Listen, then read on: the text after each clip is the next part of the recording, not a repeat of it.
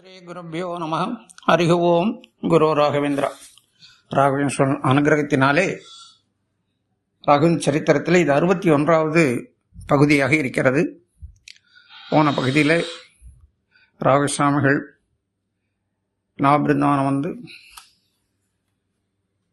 அங்கிருக்க மகான்களாம் அபிஷேக ஆராதனை செய்து மங்களாரத்தை காட்டி அவர்கிட்ட பிரார்த்தனை பண்ணி பிருந்தாவன பிரவேசம் செய்ய இருப்பதாக சொல்லி அவருடைய ஆசீர்வாதத்தை வேண்டி அங்கிருந்து புறப்பட்டார் என்று சொன்னோம். நவபிருந்தாவனம் வந்து புறப்பட்ட ராகவேந்திர சுவாமி நேராக ஆதோனி வராமல் பெல்லாரிக்கு போகிறாங்க. பெல்லாரியில் அங்கே சில காலம் தங்கியிருந்து அவருடைய பூர்வாசிரம மகன் லட்சுமி நாராயணாச்சாரியம் சில பண்டிதர்களையும் அழைத்து ஒரு கடிதம் எழுதி ஆதோனி திவானுக்கு அனுப்புகிறார். இந்த மாதிரி நாங்கள் அந்த ஆதோனி வரலாம்னு இருக்கோம், உங்களை கருத்தை தெரிவிக்க வேண்டும் சொல்லி ஒரு கடிதம் எழுதி அனுப்புகிறார். ஸ்ரீமுகம் அனுப்புகிறார். லட்சுமி நாராயணாச்சாரும் மற்ற பண்டிதர்களும் ஆதோனி சென்று திவான் வெங்கண்ணாபந்த் சர் தேசாயை சந்தித்து அந்த கடிதத்தை கொடுக்கிறார்கள். ராகவேந்திரன் கடிதத்தை பார்த்தோன்னே வெங்கண்ணாக்கா அப்படியே உணர்ச்சி வசப்பட்டு கண்கள் நீர் தாரதாரியாக கூட்டுகிறது. சுவாமிகள் எதுக்கு பர்மிஷன் கேட்கணும், வர வேண்டியதானே, அவங்களுக்கு இது அவருடைய லேண்ட் இது சொல்லி கதறாரு. ராகவேந்திரன் கண்டிப்பாக வர வேண்டியதான், நாங்கள் செய்த பாக்கியம், என்ன வசதி வேணாலும் அங்கே பண்ணித்தரோம், உடனடியே ராகவேந்திரன் வரட்டும் என்று சொல்லிட்டு தனக்கு ஏற்பட்ட அனுபவத்தை சொல்கிறார். உடனே பகிர்ந்து கொள்ளார் லட்சுமி நாராயணத்தை மற்ற பண்டிதர்களிடம்.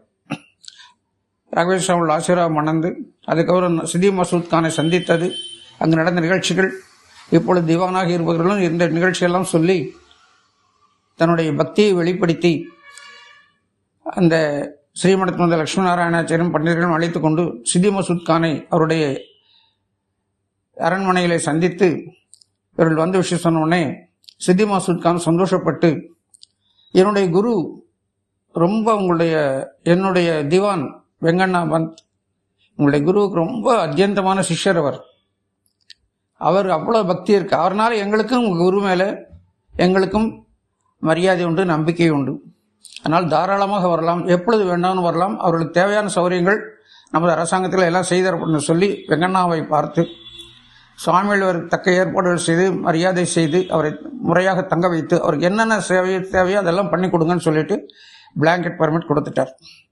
வெங்கண்ணாபன் சந்தோஷப்பட்டு ராகவேந்திர சுவாமிகளுக்கு தகவல் சொல்லி நீங்கள் எப்போ வேணால் வரலாம் என்று சொல்லி அவர் அனுப்பி வைக்கிறார். ராகவேந்திர சுவாமி சந்தோஷப்பட்டு அங்கிருந்து பெல்லார் இருந்து ஆதோனிக்கு வருகிறார். ராகவேந்திர சுவாமி வரக்கூடிய செய்தியை கேட்ட உடனே அந்த நகரம் பொழுதும் மாவிலை தோரணங்கள், வாசல்லாம் நீர் தெளித்து கோலமிட்டு விளக்குகள் ஏற்றி வைத்து வாழை மரம் கட்டி வைத்து மாவிலை தோரணங்கள்லாம் கட்டி பூ மாலைகள்லாம் கட்டி ரொம்ப டெக்கரேஷன் பண்ணி ரொம்ப எல்லாம் சந்தோஷமாக அவர்கள் தயாராக இருக்காங்க. நகரத்தின் எல்லையிலே பூர்ண மரியாதையோடு வெங்கண்ணா காத்திருக்கிறார். ராகவேந்திர சுவாமியுடைய பல்லக்கிலே வந்து இறங்குறார். கீழே இறங்கினோடனே வெங்கண்ணா பூர்ண மரியாதை அவருக்கு அளித்து அப்படியே அவர் பாதத்தை பிடிச்சி கதறார். அப்படியே,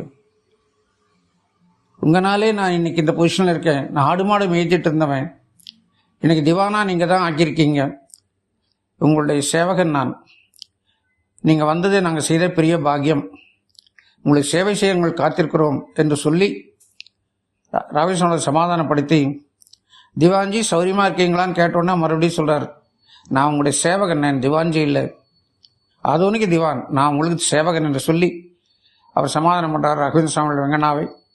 அப்புறம் ராகவேந்திர சுவாமிகள் வெங்கண்ணாவினுடைய வற்புறுத்தின் பேரிலே ராகவேந்திர சுவாமிகள் அந்த தங்க பல்லக்கிலே அமர்ந்த உடனே வெங்கண்ணாவும் பல்லாக்கை தூக்கி கொண்டு அவருடைய வெங்கண்ணாபந்தனுடைய அரண்மனையிலே ராகவேந்திர சுவாமி தங்க வைக்கிறார்.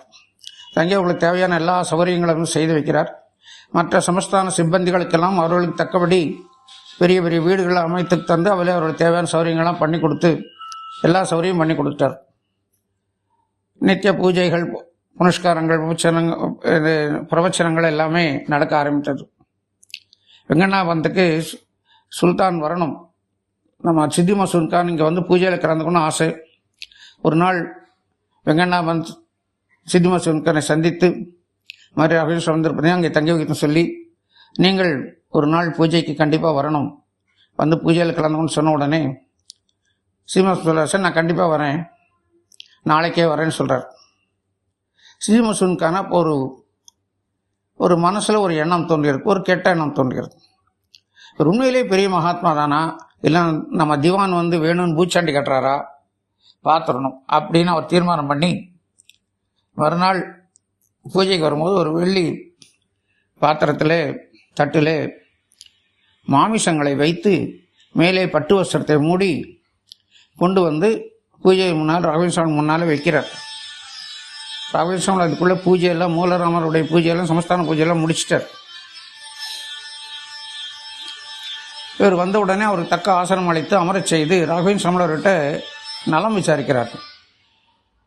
உங்கள் நாட்டில் ஜனங்கள்லாம் நல்லா இருக்காங்களா, சௌரியமாக இருக்காங்களா, மழை பெய்கிறதா, இயற்கை உங்களுக்கு ஆதரவாக இருக்கிறதா, ஜனங்கள் சூட்சமாக இருக்கிறார்களா, வரி வசூலாம் சிறப்பாக நடக்கிறதா, விவசாயம் செழித்து வளர்கிறதா என்று ஒவ்வொன்றும் ரொம்ப பாசத்தோடு அக்கறையோடு எல்லாத்தையும் கேட்குறார்.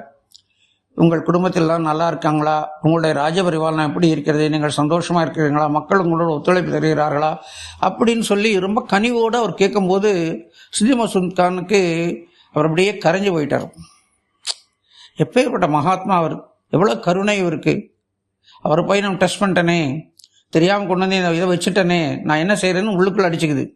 ராகவேந்திர சுவாமி முகத்தை பார்க்குறாரு, அப்படியே ஒரு தேஜஸ் ஒளி, அவர் ஒன்றை தீஷணமான கண்கள், கருணை நிறைந்த முகம், சிரித்த முகம்.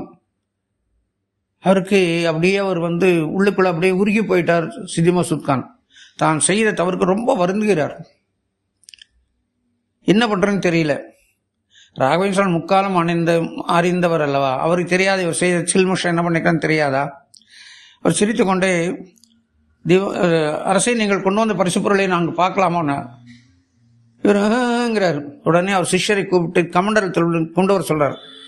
அந்த கமண்டலத்தில் தீர்த்தத்தை கையில் வைத்து மந்திரித்து மந்திர ஜபம் செய்து அந்த பட்டு வசத்துக்கு மேலே அந்த மந்திரத்தை தீர்த்தை தெளித்து தன் சிஷ்யன் விட்டு ஓப்பன் பண்ண சொல்றார். ஓப்பன் பண்ணி பார்த்தா மாமிசங்கள் எல்லாம் புஷ்பங்களாக மலர்ந்து காணப்பட்டன.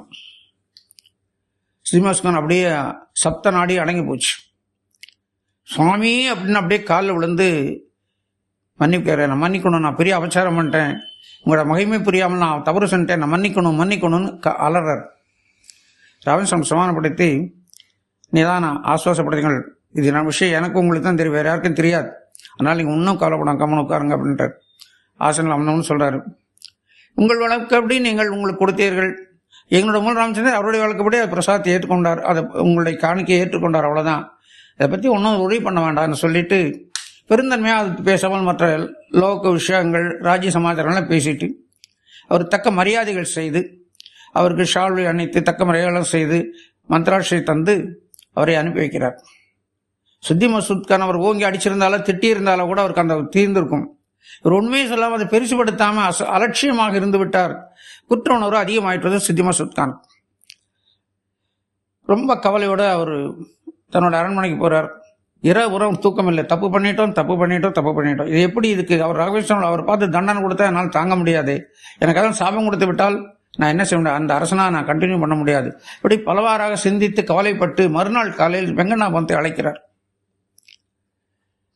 அவர்கிட்ட நான் ஒரு தப்பு பண்ணிட்டேன் நேற்று, ஆனால் அவங்க குரு என்னை மன்னித்து விட்டார், ஆனால் அவருக்கு எதாவது நான் கைமாறு செய்யணும், அவருக்கு நிறைய தங்கம் வெள்ளி மாதிரி நிறைய பரிசுகள் கொடுக்கணும், அதோடு நான் ஒரு கிராமத்தையும் அவருக்கு தரலான்னு ஆசைப்படுறேன். நீங்கள் உங்கள் குருகிட்ட கேட்டு எந்த கிராமம் அவருக்கு பிடிக்கும்னு பார்த்து நீங்களும் தீர்மானம் பண்ணி சொல்லுங்கள், நல்ல வளமுள்ள கிராமம் அவருக்கு கொடுப்போம். அது மாத்திரம் இல்லாமல் அவரை நம்ம அரண்மனைக்கு வரவழைக்க வேண்டும், அரண்மனையில் ஒரு பாத பூஜை செய்ய வேண்டும் என்று சொல்லி அவர் வெங்கண்ணாபந்தன் சொல்கிறார். வெங்கண்ணாபந்த் ரொம்ப சந்தோஷத்தோடு ராகவேந்திர சந்தித்து ஸ்ரீமசூன் கான் சொன்ன செய்தியை சொல்கிறார். ராகவேந்திர சந்தோஷப்பட்டு எந்த ஒரு காரணத்தாக இந்த இடத்துக்கு வந்தோமோ அது நிறைவேறிவிட்டது என்பதாக சந்தோஷப்பட்டு ராகவேந்திர சொல்கிறாரு, வெங்கண்ணா உங்கள் ராஜ்யத்துக்கு கீழே இருக்கக்கூடியதான அந்த மாஞ்சால கிராமத்தை எனக்கு தானமாக கொடுக்க வேண்டும், ஸ்ரீமடத்து தானமாக கொடுக்க வேண்டும், அங்கு என்னுடைய சேவைகள் தொடர வேண்டும் என்று சொல்லி கேட்கிறார். வெங்கண்ணாபன் சொல்ல, சுவாமி அது ஒரு பேரன் லேண்ட், எதுக்கும் உபயோகம் இல்லாத ஒரு பீடபூமி, அது விவசாயமே இல்லை, அந்த இடத்துல ஜனங்க வசிக்கிறதுக்கு கூட அந்த இடத்துல சௌரியமானதாக இல்லை, அப்படி இருக்குமோ அதை விட நல்ல வளமுள்ள கிராமங்களாக கேட்டு வாங்க, அவர் கொடுக்க தயார் இருக்கு, எவ்வளோ வேணால் கொடுக்க தயாராக இருக்க நீங்கள் கேளுங்கன்னு சொல்கிறார்.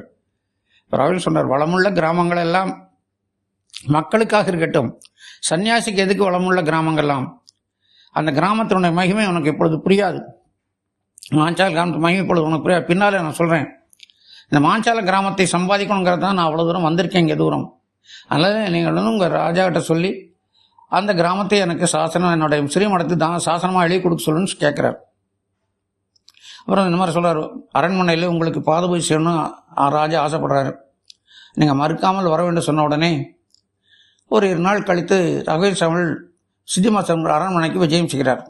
சித்திமா சுல்தான் அங்கே வந்து பூர்ணம் மரியாதை அளித்து தக்க உபச்சாரங்கள்லாம் செய்து அவரை அழைத்து வந்து தர்பாரில் அமரச் செய்து வெங்கண்ண பந்தை கொண்டு அவருக்கு பாத பூஜையெல்லாம் செய்வித்து தக்க மரியாதை செய்து நிறைய தங்கம் போன்ற விலையுள்ள பொருட்களாம் காணிக்கையாக தந்து மாஞ்சால கிராமத்தையும் சாசனமாக எழுதி தந்தி ராகவேந்திர சுவாமி பாதத்திலே சமர்ப்பணம் பண்ணி சந்தோஷப்படுறார். ராகவேந்திர சுவாமி ரொம்ப சந்தோஷப்பட்டு அவருக்கு ஆசீர்வாதம் பண்ணி அந்த மடத்திலேயே அந்த அரண்மனையிலே சமஸ்தான பூஜையெல்லாம் முடிச்சுட்டு தான் தங்கியிருந்த வெங்கண்ணாபந்தோட வீட்டுக்கு திரும்பி வருகிறார். அப்புறம் ஒரு சுபமுகூர்த்த நாளிலே ராகவேந்திர சுவாமிகள் வெங்கண்ணாபந்தை அழைத்து கொண்டு மாஞ்சால கிராமத்துக்கு வருகிறார். அது மாஞ்சால கிராமத்தினுடைய மகிமை என்ன? ஏன் ராகவேந்திர சுவாமி மாஞ்சால கிராமத்தை விரும்பி கேட்டு பெற்றார்? எதற்காக இந்த கிராமத்துக்காக இங்கிருந்து ஏன் கும்பகோணத்திலிருந்து இவ்வளவு தூரம் வர வேண்டும் என்பதெல்லாம் தெரிந்து கொள்ள நம்ம அடுத்த எபிசோடு வரையிலும் காத்திருக்கணும். அதிலே மாஞ்சால கிராமத்தோட மகிமைகளை பற்றி நாம் தெரிந்து கொள்வோம். அதுக்கப்புறம் ராகவேந்திர சுவாமியோட ஆக்டிவிட்டிஸ் எல்லாம் என்னங்கிறத பற்றி நம்ம அடுத்த எபிசோட்ல தான் நம்ம பார்க்கலாம். குருராஜா அர்ப்பணமஸ்து. கிருஷ்ணா அர்ப்பணம்.